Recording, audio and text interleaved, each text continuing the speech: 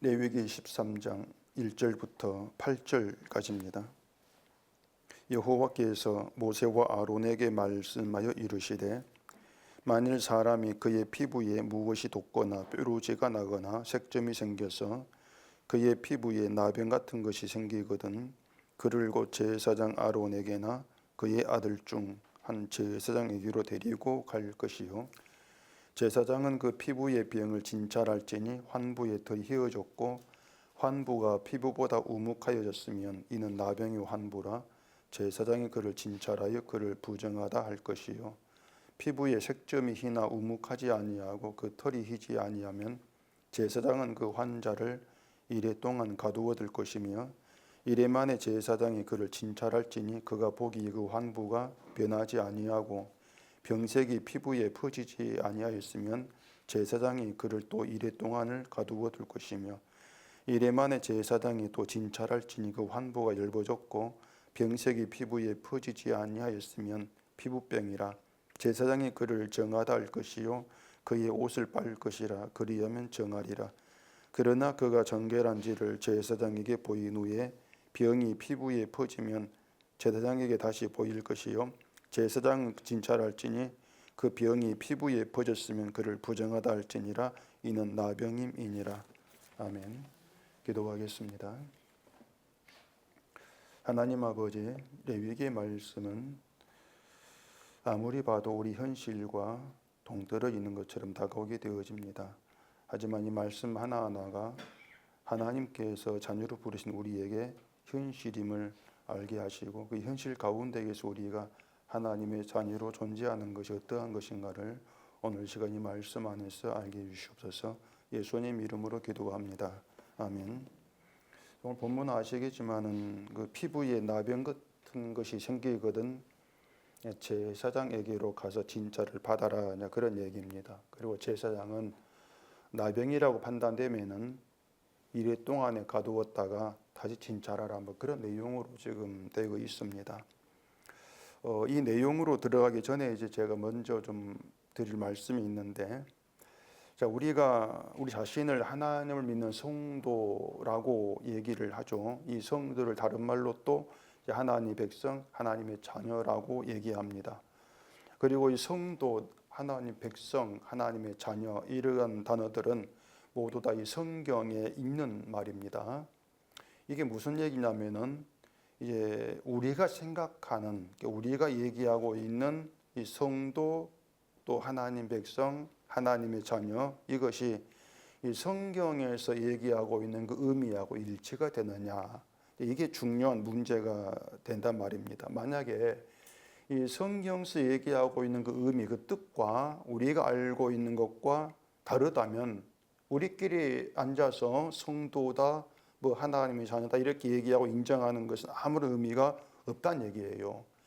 우리가 서로를 뭐 당신은 성도입니다 이렇게 얘기하고 또 알아준다고 해도 하나님께로부터 이제 성도라고 인정받지 못하는 그런 사태가 발생된단 말입니다.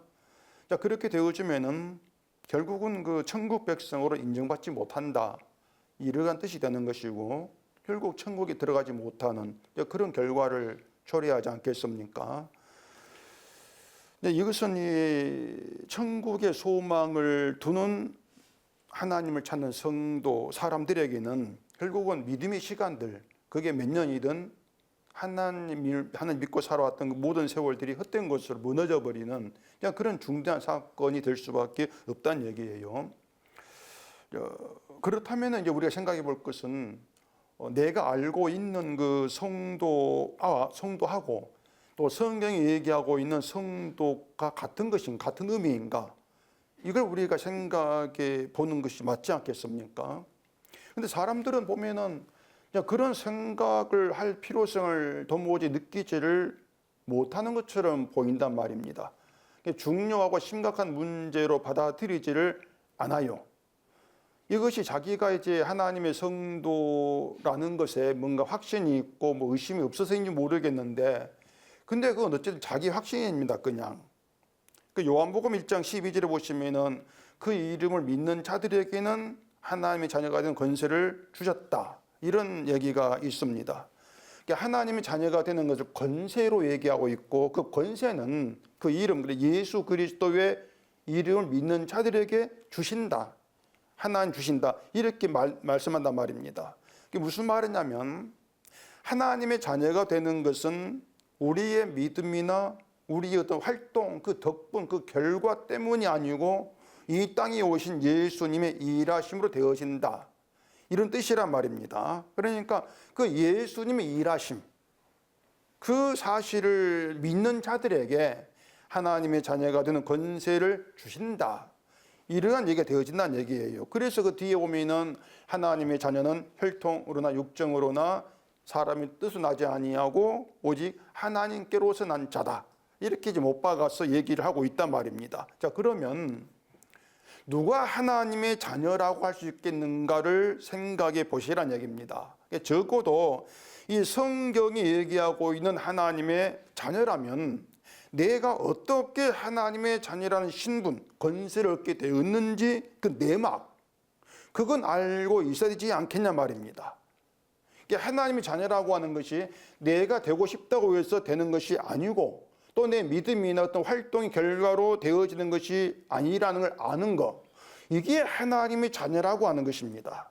이게 요한복음이 증거한 내용이란 얘기예요. 근데 우리는 하나님의 자녀에 대해 얘기할 때에 하나님의 자녀만 생각을 합니다. 일단 그 하나님의 자녀 이것만 생각을 하고 잊어버리는 게 하나 있습니다.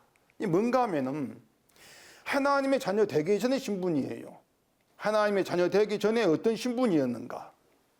자, 요한일서 3장을 찾아보십시다. 요한일서 3장 7절입니다. 자녀들아, 아무도 너희를 미혹하지 못하게 하라. 의를 행하는 자는 그의 의로우심과 같이 의롭고 죄를 짓는 자는 마귀에게 속하나니 마귀는 처음부터 범죄함이라. 하나님의 아들이 나타나신 것은 마귀의 일을 멸하려 하심이라. 하나님께로부터 난 자마다 죄를 짓지 아니하나니 이는 하나님의 씨가 그의 속에 거함이요 그도 범죄하지 못하는 것은 하나님께로부터 났음이라. 여기에서 이제 성경을 보는 사람들이, 구절을 보는 사람들이 많이 어려워하고 부담을 느끼는 구절 중에 하나가 뭔가 하면은 하나님께로부터 난 자마다 죄를 짓지 아니한다, 이 내용입니다. 자, 하나님께로부터 난 자는 하나님의 자녀, 성도를 얘기를 하겠죠. 그런 문구대로 하면은 하나님의 자녀는, 성도는 죄를 짓지 않는다, 이러한 뜻이 된단 말입니다. 이것이 자기를 하나님의 자녀로 얘기한 그런 사람들에게는 부담이 되지 않을 수 없지 않겠습니까? 죄를 짓지 않는 게 하나님의 자녀라고 하는데, 그렇다고 해서 나는 아직 하나님의 자녀가 되지를 못했습니다, 부족합니다, 이렇게 말할 수도 없는 노릇이지 않습니까? 하나님의 자녀가 되지 못했는데 점점 자녀가 되어져 가는 건 없습니다. 하나님의 자녀라고 하는 건 이미 완성되어진 신분입니다. 완성되어진 신분이 자녀이기 때문에 점점 자녀가 되어져 간다, 이건 없는 것이에요. 그래, 이런 내용을 하나님의 자녀는 죄를 짓지 않도록 힘을 써야 된다, 이렇게 말하거나 죄를 또 주일이나 또 11조 하지 않는 이런 것을 얘기하면서 덮어보려고 하지만은 그런 것들이 성경과는 아무 관계없는 인간의 얄팍한 말에 지나지를 않습니다. 자, 거기 그 성경 구절에 보면은 죄를 짓는 자는 마귀에 속한다, 이렇게 말한단 말이에요. 그러면 하나님 자녀의 이전 신분은 죄를 짓는 자로서의 마귀의 자녀입니다. 이게 하나님의 자녀 이전 신분이에요. 마귀의 자녀인데 그 마귀의 자녀에서 하나님의 자녀의 신분이 뒤바뀐단 말입니다. 신분이 바뀌는 거예요. 따라서 하나님께로부터 난 하나님의 자녀, 이 얘기를 할 때에는 반드시 따라오는 것이 죄를 짓지 않느냐, 이 문제입니다. 죄를 짓지 않느냐. 일단 이것이 의미하는 것은 왜 인간은 자기 힘으로 하나님의 자녀가 될 수 없는가를 보여준 명백한 증거란 말입니다. 이것이 왜 인간이 자기 힘으로 자녀가 될 수 없는가? 왜냐하면 인간은 죄를 이기지 못하니까. 죄를 극복하지를 못해요. 죄를 짓지 않는 인간 없습니다, 죽을 때까지. 근데 세상에는 분명히 하나님의 자녀가 존재를 한단 말입니다. 자, 죄를 짓지 않은 자가 없는데 하나님 자녀가 존재한다. 그럼 그들은 자기 힘으로 자녀가 되지를 않았다, 그 뜻이 않습니까? 누구도. 그럼 또 하나 문제는 어쨌든 하나님의 자녀는 죄를 짓지 않는다는 것이에요. 근데 인간은 죄를 벗어나지를 못한다. 죽을 때까지 죄를 지을 수밖에 없는데, 근데 죄를 짓지 않는 자가 하나님의 자녀고 그러한 자녀는 존재한다. 뭔가 서로 모순되는 것처럼 들리는 그런 이야기란 말입니다. 그래서 이 모순이 간단하게 해결되는데 그 답이 뭔가 하면 예수 아닙니다. 그게 답이 예수 아니에요.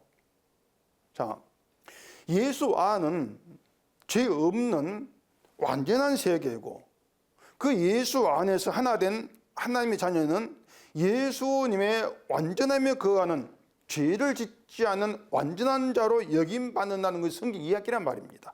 인간이 죄를 짓는 것 진짜 이건 문제 아니고 예수 안에서 죄 짓지 않은 자로, 죄 없는 자로 인정받는 그런 완전한 자다.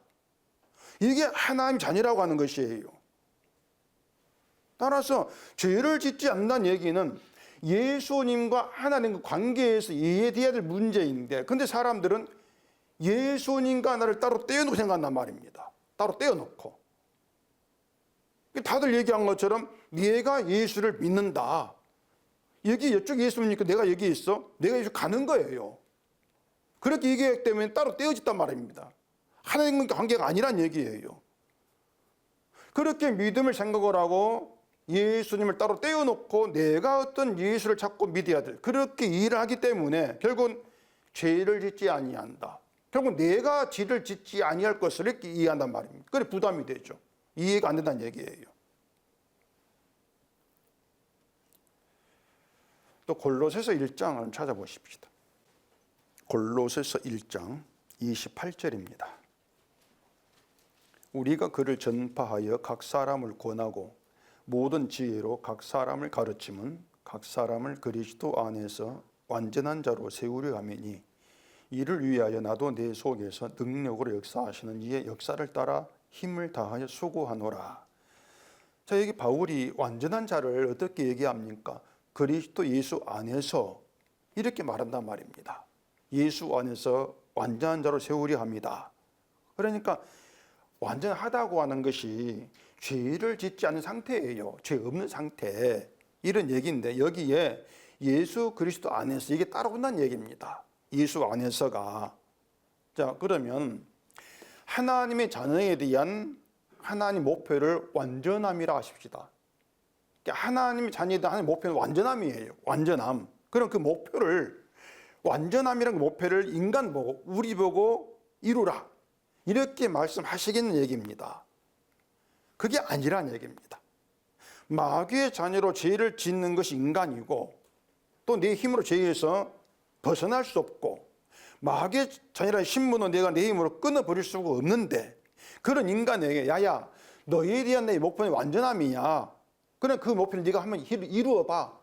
이렇게 요구하시겠다는 얘기예요. 이미 우리는 인간은 그런 존재가 못 된다는 걸 하나님께서 아시기 때문에 아들인 예수를 보내서 그 예수 안에서 예수님에게 하나님의 목표에 이루라. 그게 언약의 완성이라는 얘기입니다. 그렇게 일하신단 말이에요. 그리고 이런 내막을 아는 그 하나님의 자녀는 그렇게 예수를 통해서 하는 자녀로 부름받아 그 내막을 아는 자녀라면은 어떤 경우에도 내가 일한다. 내가 완전해 볼게요. 이런 말이 나오지가 않는다는 얘기입니다. 이게 분명 구별이에요. 대신 하나님 자녀는 예수님의 일하심을 얘기하죠. 그래서 믿음이라고 하는 건 예수님 믿는 게 믿음이다. 이렇게 얘기한단 말입니다. 이게 바울이 이런 내막을 잘 알고 있었기 때문에 방금 골로새 29절에서 내 속에서 역사하시는 능력 역사하시는 이 역사를 따라 이렇게 말한단 말입니다. 이게 바울은 자기 속에서 능력으로 역사하시는 분이 있다. 이렇게 알고 있던 거예요. 예수님이 바울 내 안에 들어와 일하신다. 이게 바울이 자기를 향한 현 상태였습니다. 자기 이해였던 것이에요. 그래서 성도 하나님의 자녀는 그런 자기 이해가 있단 말입니다. 내가 이런 게 아니고 내 안에 예수께서 능력으로 역사하신다. 내가 하는 게 아니야. 어떤 경우에도. 그걸 자기 상태로 받아들이는 거죠. 이게 성도 하나의 자녀예요. 그렇기 때문에 하나님의 자녀에게 잊혀지는 것은 내가 주를 위해 일하는 분명히 잊어질 수밖에 없습니다. 내가 일한다고 하는 것이.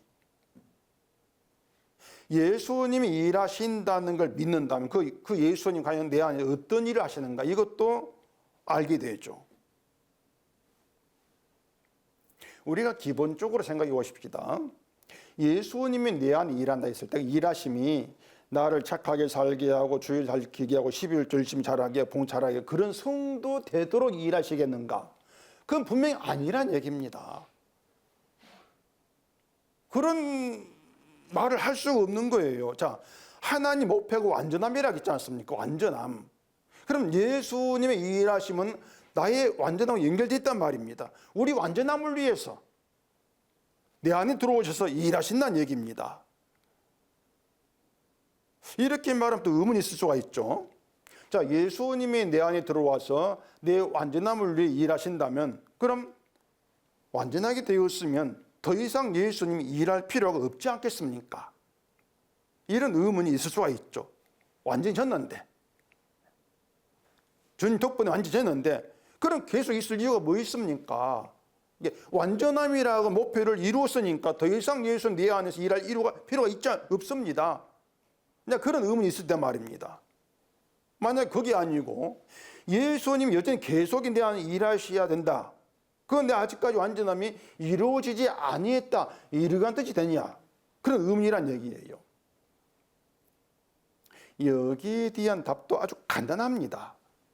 완전함을 이루시고 내 할 다 했다 하고 나에게 떠나신다면 우리가 남았지 않습니까? 우리가 그 완전함의 상태를 계속 지키고 유지할 수가 있냔 말입니다. 안 되지 않습니까? 늘 죄 짓는 우리는 그 완전함의 상태를 우리가 지킬 수가 없어요. 그 인간의 한계란 얘기입니다. 어차피 인간 죄 짓는 자예요. 내 힘으로 지킬 수 없는 게 완전함이란 말입니다. 그래서 시편 121편에서 이스라엘을 지키시는 이는 졸지도 아니하시고 주무시지도 아니하신다 이렇게 말하는데 완전함을 이루었다고 가만 계시면서 우리 성경 받는 거 이것이 아니고 졸지 않고 주무시 않고 쉬지도 않으시면서 우리한테 일하십니다. 어떻게? 완전함을 계속 이루시는 거죠. 주께서. 계속 완전함 가운데 있도록 주 안에서 우리 주님이 일하신단 말입니다. 그게 뭔가 우리가 죄 짓는 자로 죄 가운데 있다는 걸 알게 하시면서 내 자신을 보는 것이 아니라 부활의 능력이 되시는 주의 피를 바라보고 믿게 하시는 것. 그 일을 주님이 계속 하시는 거예요. 그게 완전 세계니까. 주의 부활의 세계, 완전함이니까. 그게 주의 일이란 말입니다. 그래서 지금까지 말씀드린 것처럼 성도, 그 하나님의 자녀라고 하는 것은 이 세상에서는 찾아볼 수 없는 방식에 의해서 만들어지고 존재합니다. 그래서 성도가 특별한 존재예요. 그런 점에서. 하나님 자녀라고 하는 것이. 그리고 구약에서는 그 하나님의 자녀를 이스라엘을 통해서 나타내시고 있다. 이런 점에서 이스라엘이 특별하다. 이렇게 얘기한단 말입니다. 하나님의 특별한 방식에 의해서 자녀된 특별한 존재. 그게 이스라엘, 구약에는. 신약에 넣으면 하나님의 자녀. 이렇게 되어지는 거예요. 그 특별한 방식이 뭐냐? 인간이 일한 것은 없고 죄만 짓는 거 오로지 하나님이 일하심만으로 내 백성, 나의 자녀라는 그런 말을 듣게 만드신다. 이게입니다. 그래서 다시 말하지만 하나님의 자녀로 산 백성에게 하나님은 하나님을 위해 일하라 이런 요구를 하지를 않는다는 것입니다. 그런데 자칭 하나님의 자녀라고 하는 사람들이 강조하는 것이 자녀이니까 하나님을 위해서 일해야지 자꾸 이걸 강조하고 있는 거예요. 성경 모르는 사람들이. 이런 주장이 나온 이유는 그것입니다. 인간은 죄 짓는 존재고 완전함이라고 하는 것은 예수 안에서 예수님이 일하심으로 이루어진 일이다. 자꾸 이걸 모르는 거예요. 자꾸 덮어버리는 거예요. 그러니 계속해서 인간이 나올 수밖에 없다는 얘기입니다. 인간은 죄 짓는 존재로 저주 안에 자꾸 부인한다. 이걸 부인하고 있어요. 성경은 분명히 선악과 먹고 죽은 자 된 인간이란 존재를 증거하고 있고, 이런 인간 세계는 어두울 뿐인데, 저주일 뿐인데, 이런 저주의 세계 예수님이 왜 오셨는가? 이걸 모른다는 얘기입니다. 그래, 예수님을 안다고 하면서 자꾸 얘기하고 있는 고작에서 세상 죄를 용서하시고 구원하기 위해서 이런 말밖에 나오지 않지 않습니까? 저주를 빼버리고. 그건 예수가 아니란 얘기예요. 그러니까 그런 걸 가지고 예수를 안다, 이렇게 말할 수 없다는 얘기입니다. 그래, 우리가 하나님의 자녀라 할 것 같으면은 분명히 하나님께서 하신 일이 무엇인가를 알아야 돼요. 이게 중요해요. 오늘 본문이 이제 그걸 얘기해 주고 있다는 얘기입니다. 2절 보십시다, 본문에. 만일 사람이 그의 피부에 무엇이 돋거나 뾰루지가 나거나 색점이 생겨서 그의 피부에 나병 같은 것이 생기거든 그를 곧 제사장 아론에게나 그의 아들 중 한 제사장으로 데려갈 것이요. 일단 여기 이제 나병에 대해 얘기하고 있는데, 우리가 알고 있는 그 나병에 대한 의학 상식과는 거리가 멉니다. 전혀 그런 얘기가 아니에요. 이 피부에 나병 같은 것이 생겼다면은 우리 생각에는 제사장이 아니고 이제 의원에게로 데려가는 게 맞지 않겠습니까? 의원에게로. 근데 지금이야 의학 기술로 나병을 고친다고 해도 당시에는 의원이 있다고 해도 나병 고치지를 못합니다. 그래, 이건 나병이다. 진단 내리는 게 전부 치료를 못해요. 그 당시에는. 그 진단을 제사장에게로 가서 받으라, 그 얘기입니다. 다시 3절 보십시다. 제사장은 그 피부의 병을 진찰할지니 환부의 털이 휘어졌고 환부가 피부보다 우묵해졌으면 이는 나병의 환부라 제사장이 그를 진찰하여 그를 부정하다 할 것이요. 자, 하나님께서 나병 환부는 이런 것이야, 이렇게 이제 말씀을 합니다. 이러한 경우 나병이다, 이렇게 이제 하나님께서 이제 얘기를 해버리죠. 그럼 제사장은 그 말씀에 따라서 그 피부병을 진찰해서 나병인가 아닌가를 진단을 해야 한단 말입니다. 그리고 나병이라면 부정하다, 넌 부정해 선포하고 그 사람을 이스라엘에 거하는 진 밖으로 쫓아내버립니다. 이 부정한 나병의 환자에 대한 이제 그 조치예요. 그런데 이게 나병인지 아닌지 뭔가 좀 의심쩍은 그런 부분이 있을 때에는 그 뒤에 4절에서 얘기한 것처럼 피부에 색점은 흰데 우묵하지가 않다, 뭐 털이 희지 않다, 이런 경우에 이게 나병인가 아닌가 의심쩍어요. 그런 경우는 이래 동안 가두어라. 가두었다가 이래만 다시 진찰해가지고 환부가 변하지 않고 그대로 있으면 또 이래 동안 가두었다가 다시 진찰을 해라. 그리고 환부가 엷어지거나 뭐 피부가 변하지 않고 있으면 그 피부병이다, 나병이 아니야, 이렇게 진단 내리고 이제 보내라, 뭐 이런 얘기란 말입니다.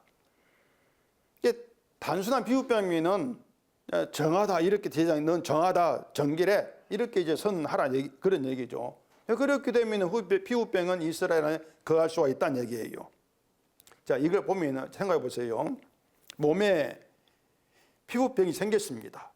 뭔가 피부에 이상이 생겼어요. 이 사람이 진찰 받으러 제사장이 갑니다. 갈 때에 그냥 뭐 아무렇지 않게 가겠습니까? 아니죠. 조마조마한 마음으로 갈 거란 얘기예요. 우리가 몸에 어떤 문제가 있어가 병원에 갔는데 의사가 큰 병원 가보세요, 이렇게 말할 때에 가슴이 철렁합니다. 큰 병, 이 말만 듣는 순간에 뭔가 큰 문제가 있나 싶어 가가지고 뭐 CT 찍고 MRI 찍고 해가지고 온갖 검사 다 한단 말이에요. 그리고 결과 들어갈 때에 조마조마하지 않습니까? 행여 큰 병이 있을까? 그래, 요즘은 뭐 치료받고 뭐 하면은 낫는 경우 많잖아요. 근데 지금 나병 경우는 치료 의미가 아니라겠습니다. 부정하냐 정하냐, 이 문제예요. 부정하냐 정하냐, 이 문제라는 얘기예요. 나병으로 진단되어 제사장이 넌 부정하다, 이렇게 선언해버리면은 저주받은 자로 지금까지 지내온 집에서 쫓겨나요. 부모 형제가 끊어진단 말입니다. 그 13장 그 뒤에 45절 보십시다. 나병 환자는 옷을 찢고 머리를 풀며 입술을 가리고 외치기를 부정하다 부정하다 할 것이요 병이 있는 날 동안은 늘 부정할 것이라 그가 부정한 즉 혼자 살되 진영 밖에서 살지니라. 이 나병 환자는 그냥 몰래 숨어서 동네 밖으로 나가는 게 아니에요. 우리나라도 예전에는 그 나병을 그냥 묻는 병이라 하면서 마을에 들어오지도 못하게 하고 보기만 하면 돌 던지고 막 쫓아내고 그렇지 않겠습니까? 나라에서 전염을 막는다 이유로 수용시설 만들어가지고 격리시켜 있는데 서로 또 지금 이제 그것이잖아요. 근데 이 하나님 율법은 격리를 시키는 것이 아니고 하나님의 저주를 받은 부정한 자이기 때문에 거룩한 이스라엘은 거할 수가 없다. 이 얘기란 말입니다. 그래서 그 진 밖으로 나가갈 때에 그냥 몰래 나가는 것이 아니고 난 부정하다, 부정하다. 계속 소리치며 가는 거예요. 소리치면서. 다 들으라고. 근데 이걸 생각하면은 피부가 이상해가지고 제사장에게 갈 때에 그 심정이 어땠을지 우리가 좀 짐작할 수 있지 않겠습니까? 내가 피부병이 나병이냐. 그런데 또 당장은 이제 나병이 아니랄지라도 뭔가 또 의심쩍으면은 일주일을 갇혀요. 갇혀가 지난단 말입니다. 그러니까 일주일 동안에 행여 내가 또 나병으로 또 되지 아니할까? 그 일주일간 조마조마하지 않겠어요? 그리고 다시 또 진찰 받아요. 또 나병으로 진단되지 않습니다. 그럼 또 갇혀 일주일을. 결국에 완전히 피부병이었다. 이런 진단 내려지기까지 2일에 14일 걸린단 말이에요. 14일 동안. 그렇게 해서 피부병이다, 정하다, 진단받고 집에 돌아갈 때 얼마나 기쁘겠어요. 마음이 가볍고 기쁘고 하나의 은혜다 하면서 막 돌아오지 않겠습니까? 그러면 그런 경우에 집으로 돌아온 것으로 다 된 것이냐? 난 부정한 나병이 아니야, 다행이야, 감사합니다. 그걸로 끝나면 되는 것이냐? 그게 아니란 얘기입니다. 지금 하는 얘기가. 그게 아니다. 자, 우리가 예수 안에서 하나님의 자녀로 있다고 하십시다. 그러면 난 하나님의 자녀야. 구원받았어. 그렇게 하면은 되느냐 말입니다. 나를 구원해서 하는 감사합니다. 나 10일 열심히 하고 봉사 열심히 하겠습니다. 이러라고 하나님의 자녀로 만들었겠냐고 하는 것이에요. 그런 생각하고 있다는 것이 뭔가 하면 우리를 하나님의 자녀 되게 하신, 마귀의 자녀에서 하나님의 자녀로 신분을 바꿔버린 그 하나님의 의도, 뜻에는 도무지 관심 없다. 이런 증거란 말입니다. 마귀의 자녀에서 하나님의 자녀가 되었다는 얘기는 말 그대로 지옥의 사람에서 천국의 사람이 되었다, 그 뜻이지 않습니까? 이건 세상에서 부자 되어 가난한 죄고 이런 것과 차원이 다른 얘기입니다. 그래서 우리가 예수 안에 있다고 했을 때에는 반드시 생각할 게 뭔가 하면은 예수밖에 세상을 생각해 줘야 한단 말입니다. 예수 안에서 예수밖에 세상, 그게 어떤 세상인가? 이걸 우리가 생각해 줘야 돼요. 예수 안은 거룩한 세계이고 예수 밖은 부정한 어둠의 세계입니다. 쫓겨난 부정한 세계예요. 나병 환자의 세계. 예수 안은 거룩한 세계란 말입니다. 우리가 그 부정한 세계에 속해서 그게 눈에 보이는 게 전부인 것을 알고 살다가 예수 안에 끌려 들어온 사람이란 얘기입니다. 그게 하나님 자녀란 얘기예요. 그러면 예수 안에 들어와서 예수밖에 세상이 되겠어. 난 관계없어 이제는. 그리고 잊어버리면 되냐 그 얘기죠. 그게 아니란 얘기입니다. 예수 안에 있다면 그 예수 밖 어둠의 세계를 바라보면서 내가 그곳에 계속 있었을 때의 운명 어땠을까? 내 운명이 뭐냐? 이걸 잊지 말라고 하는 것입니다. 그게 성도예요. 나를 불러내지 아니했다면, 나의 신분을 하나님의 자녀로 바꾸지 아니했다면 난 어둠의 세계에서 어떤 운명인가? 저주, 지옥의 운명이 아니란 얘기예요. 그렇다면은 나를 예수 안으로 끌어당기신 그 은혜를 계속 품고 살아가는 거, 이게 하나님의 자녀가 아니란 얘기입니다. 그러라고 자녀로 만드신 거예요. 그러라고. 너를 자녀로 만드는 그 은혜를 품고 살아가라고. 그래 우리한 은혜를 남겨놓으신다는 얘기입니다. 세상의 돈, 복이 아니고 은혜를. 예수 밖에서 아무것도 모르고 예수 안을 모르고 살아가던 그런 내가 어떻게 예수 안에 들어왔지? 누가 무엇이 나를 그렇게 만들었지? 이걸 알아서 그 일을 행한 주의를 자랑 높이라. 이게 사도 바울이었습니다. 바울이 율법 지키겠다고 예수 믿는 사람 핍박하고 죽이고 갔을 때에 예수 안 세계를 바로 몰랐지 않습니까? 그냥 율법만 알았던 거예요. 바울이 율법 세계만, 내가 믿는 나의 세계만. 근데 빛이 비추고 예수를 만나고 그렇게 해서 예수 안을 알게 되지 않겠습니까? 그 예수 안 알았을 때에 결국에는 예수 밖의 세계가 저주의 세계였구나. 그걸 알아요.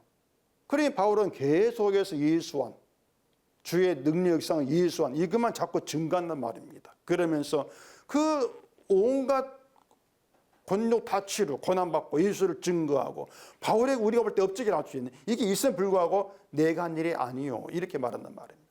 그리고 십자가는 자랑하지 않습니까? 이게 하나님 자녀예요. 그것이 내가 일한 게 없더라 그 얘기란 말입니다. 그래서 우리가 하나님의 자녀로서 이런 하나님 하신 일을 알게 되어지면은 나의 일에 대해서 입도 뻥끗 못합니다.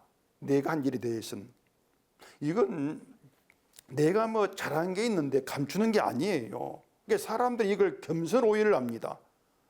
잘한 게 있어도 드러내지 않고 감추는 거, 이게 겸손, 자랑하는 교만, 이렇게들 알고 있지 않습니까? 이게 세상 기준이란 말입니다. 성경이 말하는 교만이라고 하는 것은요, 죄인이 자기 죄인됨을 생각하지 않고 뭔가 하나님을 위해 내가 뭔가 하고 있다고 아는 게 교만이란 말입니다. 인간의 한계를 모르는 것이, 죄를 모르는 것이. 그럼 겸손이 뭐냐? 겸손은 자기 죄인됨을 알고 주의 피로 인해 의롭게 되었음을 아는 거, 이게 겸손이에요. 주의 의를 아는 거. 예수 안에서 예수 밖을 바라본다면 지금 하나님의 자녀된 구원이 주의 은혜로 말미암은 것이고 그 은혜가 내 인생 속에 계속 되어야 한다는 거 잊지 않게 되는 것이죠. 이게 믿음의 세계고. 그래서 우리가 성경 볼 때에는 성경 안에 주 안과 주 밖이 있어요. 성경을 통해서 우리가 주의 밖의 세계에 어떤 것인가를 우리가 보는 것이죠. 이런 하나님의 자녀라고 하는 것은 우리가 살아가면서 내 삶의 환경이 어떻게 변한다 할지라도 그 자녀라는 신분은 변하지가 않습니다. 절대 불변이죠. 그 말은 환경이 뭐 이렇게 저렇게 달라진다 할지라도 나를 하나님의 자녀가 되게 하신 그 주의 은혜와 사랑에 대한 고백 그대로입니다. 그게 달라지지가 않는 거예요. 근데 환경이 달라지면 원망이 나오기도 하지 않습니까? 그게 뭔가 비록 나사로 같은 꼴로 살게 된다 할지라도 하나님의 자녀로 있다는 것이 놀라운 은혜가 계속 베풀어지고 있음을 얘기하는 것이죠. 늘 죄가 나온 가운데에 그걸 확인하는 것입니다. 이것이 피부병으로 제사장에게 진찰을 받았을 때에 두 일해 동안 조마조마한 심정 지내다가 피부병이다 정하다 이런 선언 들을 때 그때 은으로 채워진 그 심정, 그렇게 우리 연결해서 생각해 볼 수가 있는 거죠. 그래서 성령은요 늘 죄를 알게 합니다.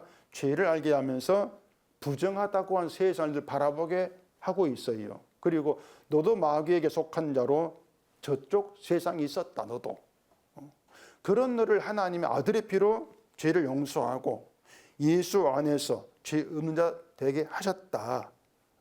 이 내용인데 이건 우리가 성경이 아니면 알 수 없는 하나님의 사랑입니다. 이것이 세상과 관계없는 하나님의 사랑이란 얘기예요.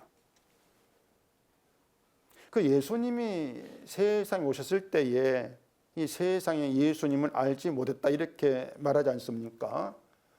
유대인에게 예수님이 오셨는데 예수님이 메시아 구세주다 이걸 알지를 못하고 결국 십자가 못 박아 죽었지 않습니까? 그럼 기독교인들은 그 유대인들 그렇게 예수를 알지 못하고 죽인 것을 보고 어리석다. 왜 알아보지 못하지? 이렇게들 생각을 하기도 해요. 예수님이 뭐 복음 전파하고 기적도 보여주고 다 하셨는데 아니 그걸 보고도 예수가 메시아인 걸 몰라? 저런 바보가 다 있어. 이런 생각한단 말입니다. 나 같으면 당장 알아봤지. 뭐 이런 생각과도 같은데 제가 장담하건대 예수님이 우리 가운데에 오셨다 할지라도 구세주다 알아보지 못합니다. 아무리 기적 베풀어도 못 알아봐요. 그냥 기적 베풀면 놀라운 사람이네 그러면서 저기 가가지고 뭐 기적 히트를 받아볼까 이렇게 나오는 것이지. 오병이요? 아 저기 가면 내가 뭔가 얻을 수 있겠네. 그렇게 나가는 것이지 메시아다 구세주다 이렇게 알아보지를 못해요. 자꾸 뭐 이용해 몰고 가는 것이지 덕을 보려고 하는 것이 지금 그렇지 않습니까?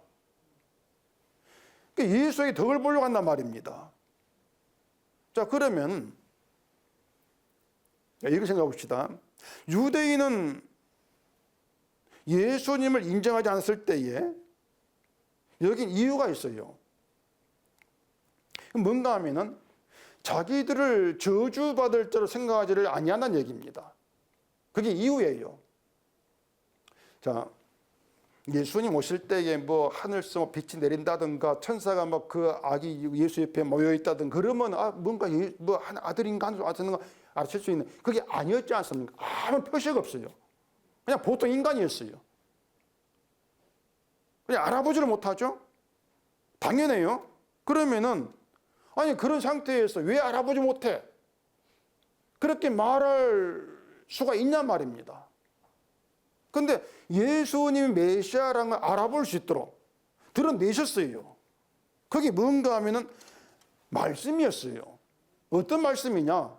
그 유대인이 저주받을 점을 드러낸 그 말씀이었단 말입니다. 그게 예수님이 메시아 구세주임을 드러내는 것이었어요. 근데 유대인들 자기들을 저주받을 자로 절대 생각지 않았습니다. 자기들을. 이것은 그 예수님 당시 유대인이나 지금은 유대인도 다르지 않는데 지금 유대인들은 뭡니까? 하나님 율법을 지키기 위해서 온갖 노력을 다 하는 사람들인데 그런 사람 자기를 부정한 문둥병자 같은 저주받은 자야 이렇게 자기를 인정할 수 있겠습니까? 안 하지. 절대 안 한단 말입니다. 그런 생각 자체를 하지를 못해요. 그런데 만약에 저주받을 자다 너희는 이런 얘기는 결국은 유대 사회에서 누구도 하지 못할 얘기죠. 아무도 유대인 사회에서는 그런 말을 하지 않단 말입니다. 누구도 저주받을 자다.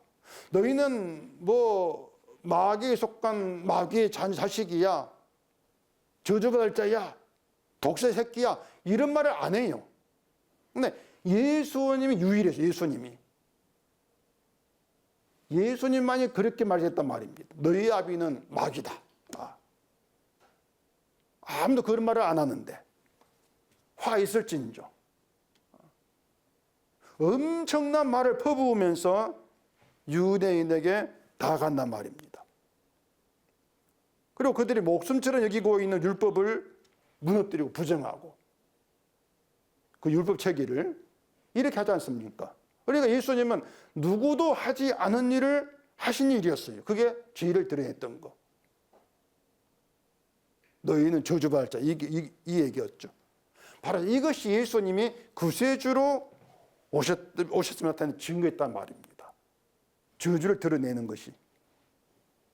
예수님 누굽니까? 자기 백성을 죄에 의해서 건지기 위해 오셨으니까 예수님이 건지실 백성, 하나님의 자녀는 자기가 죄 가운데 있음을 알아야 되죠. 그래야 예수님이 누군가를 알지 않겠습니까? 저분 예수님 알지 않겠습니까? 죄 가운데 있어야만이. 그리고 죄에서 건짐받았을 때에 그 죄에 거했을 때 운명 생각하면서 감사할 거란 말입니다. 건짐받는 자들이. 그런데 유대인에게는 그게 없었던 거죠.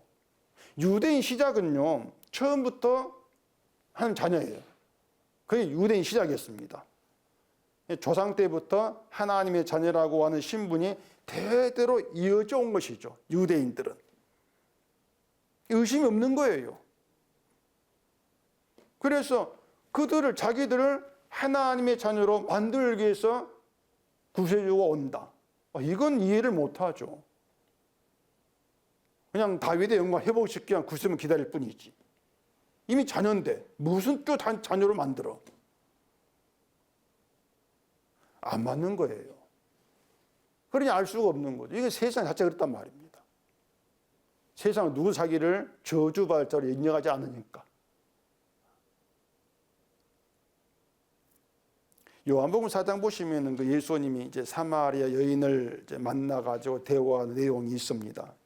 처음엔 예수님이 물을 좀 달라 이런 말씀을 시작을 하죠. 그리고 사마리아 여인이 이제 유대인 자기에게 물을 달라고 말을 거니까 그게 이상하다 이렇게 생각하면서 말이 이어진단 말입니다.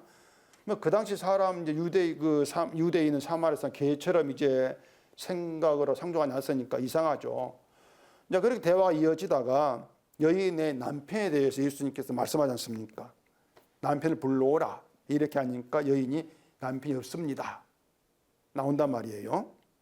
그럼 예수님이 너희에게 남편 다섯이 있었고 지금 있는 자도 남편이 아니니까 네 말이 맞다. 이렇게 말씀했잖아요. 그리고 예수님이 그 여인 예수님에게 당신 선지자입니다. 이렇게 고백한단 말입니다. 아마 여인이 여러 남자를 만나는 것을 동네 사람도 모르고 있었는데 생전 처음 만난 예수님이 다 알고 있으니까 야 선지자구나 이렇게 생각했던 것 같아요. 그리고 나중에 보면 여인이 동네로 와가지고 사람들에게 예수를 말할 때 어떻게 말하냐면은 내가 행한 모든 일을 내게 말한 사람을 와서 보라. 이는 그리스도가 아니냐. 이렇게 말하는 거예요. 내가 행한 모든 일, 그게 뭡니까? 남편 다섯 둔 거 아니었습니까? 그게 그리스도로 그렇게 만나는 거예요. 죄와 연관되어 가지고. 다시 말해서 예수님은 우리가 행한 일, 모든 일, 그 죄를 드러내는 그런 분으로 다가오신다는 얘기입니다. 그게 메시아, 그게 구세주예요. 그냥 무작정 죄 용서해 줄게 이런 구세주가 아니고요.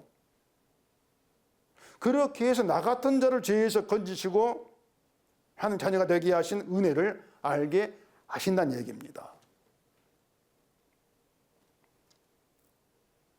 그 사마리아 여인이 나는 남편이 없습니다.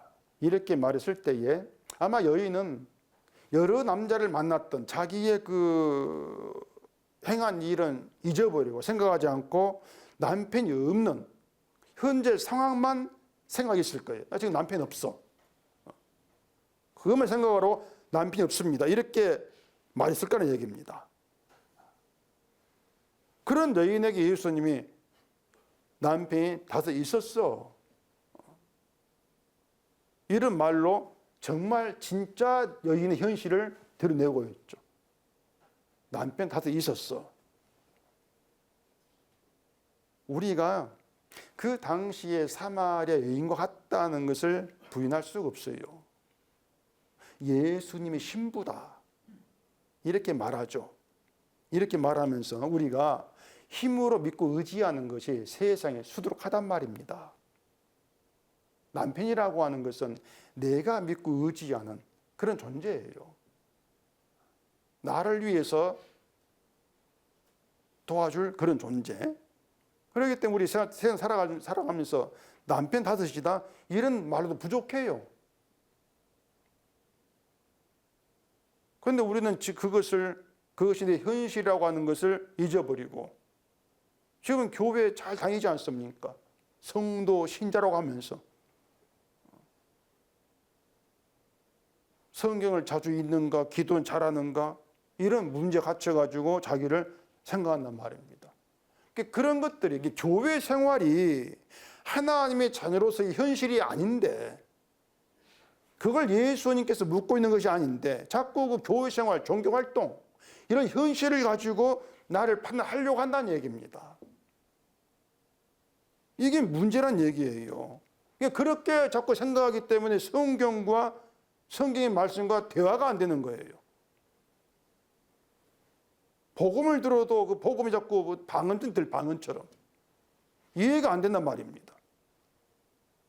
그러면서도 나의 문제 알아채지를 못하는 거예요. 그러니까 그런 것들을 우리가 성경을 통해서 하나하나 알게 하시는 것, 이것이 말씀이 들어와 역사한다 이렇게 말하는 것이고, 이걸 성경이 일한다 이렇게 얘기하고 있단 말입니다. 그러니까 그런 현실들, 그런 내막들을 우리가 좀 알자 그 얘기예요. 성도라고 했을 때에. 요한복음 4장 찾아보십시다. 요한복음 4장 13절입니다. 예수께서 대답하여 이르시되 이 물을 마시는 자마다 다시 목마르려니와 네가 주는 물을 마시는 자는 영원히 목마르지 아니하리니 네가 주는 물은 그 속에서 영생하도록 솟아나는 샘물이 되리라.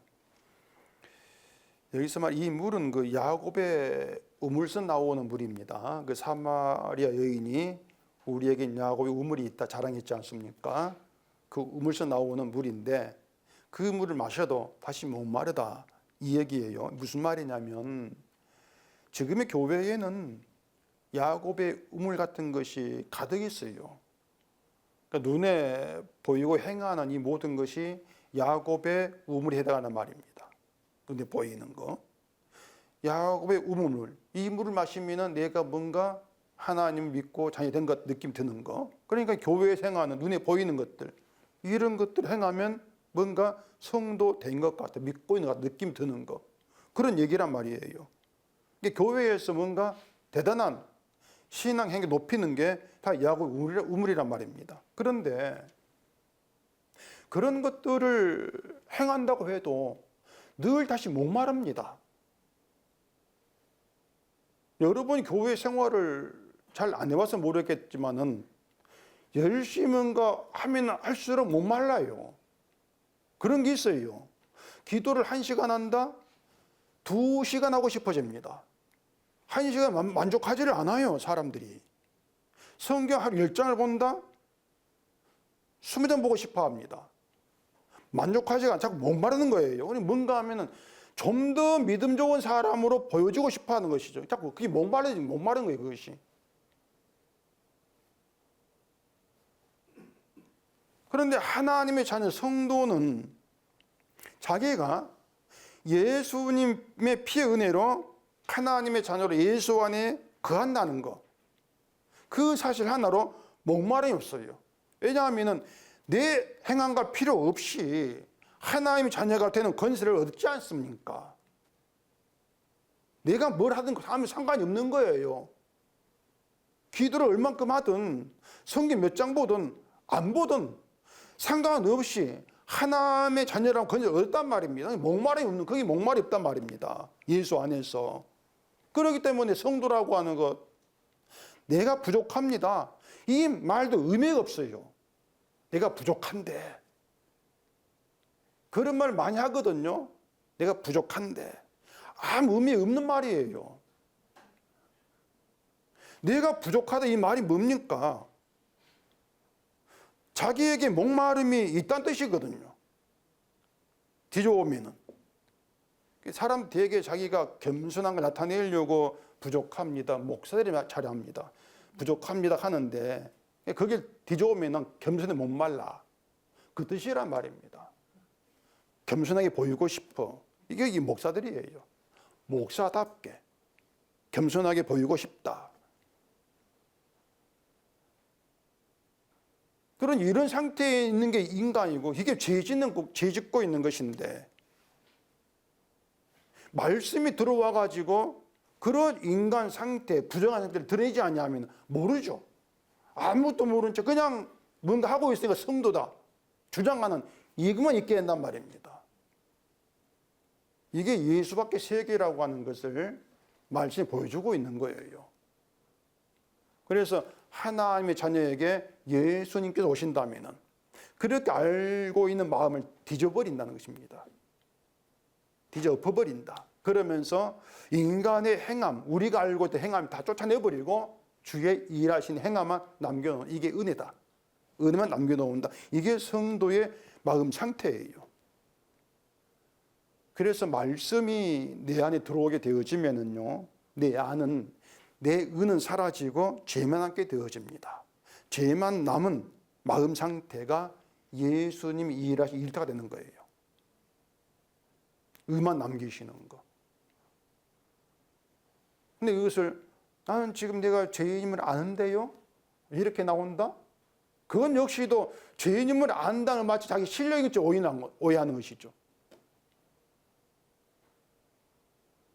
인간의 말을 자꾸 우리가 추적해 오면은요, 늘 그 말에 붙어 있는 게 뭐냐면은 자기 의입니다. 이게 자꾸 붙어 나와요.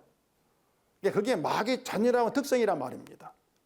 그러니 그 사실들을 내 말 꼬리에 붙어 있는 무언가를 자꾸 말씀이 드러내고 그걸 잘라내지 아니하면은 우리는 우리의 실체를 모르고 그냥 살아가는 거죠.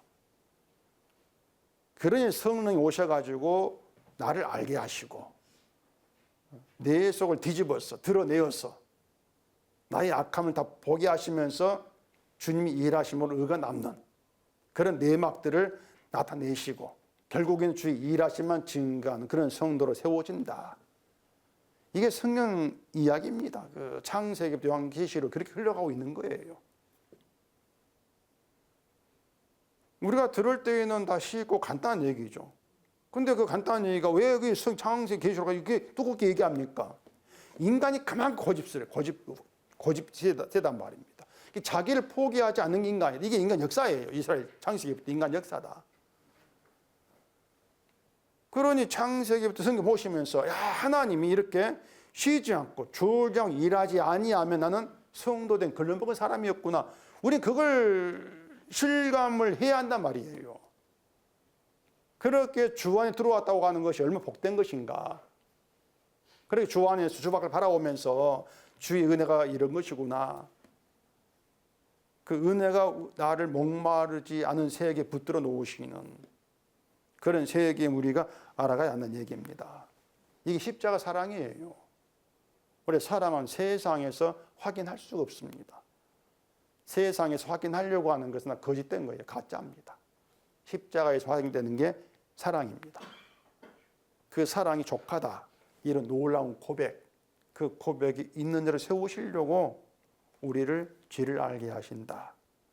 이런 하나의 일하심을 잊지 마시고 늘 멸수밖의 세계에서 저주받은 자로서 있다가 하는 자녀라는 그런 신분 얻은 거기에 감사함이 살아있고 그 감사함 가운데에서 주의 일만 증거하는 우리가 되어지기를 바랍니다.